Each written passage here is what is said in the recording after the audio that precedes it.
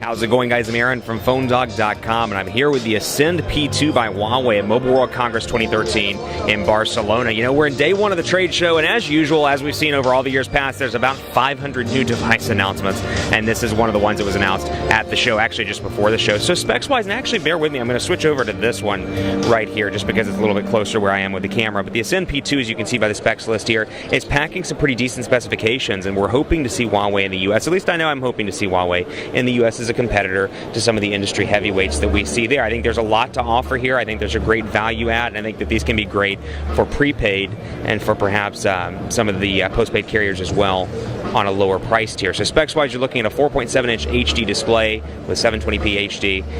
It's a touch display with Corning Gorilla Glass 2. It's got a 1.3 megapixel front-facing camera, 13 megapixel rear-facing camera. Overall, as I drop it and break it, but overall the build quality here is quite decent. You got a volume rocker over on the left side. You got your power button, micro SD card slot, and then looks like a camera shortcut button over here on the right.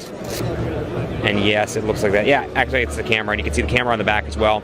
Got a micro USB charging port, it looks like up top, with a 3.5 millimeter headphone jack. So overall, nice build quality here with 1 gigabyte of RAM. It's got a 2,420 milliamp hour battery, so a little bit of a bigger battery. Android 4.1 with Emotion UI, which is Huawei's user interface, and you can see some custom transition effects here. We'll do a quick walkthrough so you can see what this phone comes with out of the box. You can see the icons are customized as well, but overall the look and feel is great. It's nice and fast, which is something that's fantastic. Quad-core, 1.5 gigahertz, K3B2 processor, so decently fast, and of course fits that need for quad-core that people have in today's mobile market, which you can see the keyboard as well. 4.7-inch display, and you can see the transitions nice and fast here as a result of a fast processor. The one potential downside, I would say, if I had to find one with this device, it only has 1 gigabyte of RAM instead of 2 gigabytes of RAM. But that said, you know what? Again, it's a decent value add. I could see this coming to prepaid carriers in the U.S., some of the MVNOs, perhaps some of the postpaid carriers as well, as a cheaper alternative to the 1X Pluses, the Droid DNAs, the Galaxy S3s, the Note 2s,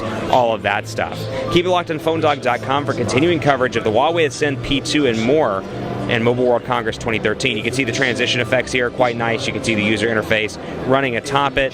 Got some custom themes up here, or some custom buttons up here rather, and of course, like I said, Android 4.1 means this device is relatively up to date and most likely could come in at a nice price point. Hit me up on Twitter, let me know what you think of the Ascend P2 at PhoneDog_Aaron, Facebook, Facebook.com/HiAaronBaker. Thanks for watching. Keep it locked on PhoneDog.com for Huawei and more in this mobile silly season that we call Mobile World Congress. We'll see you next time.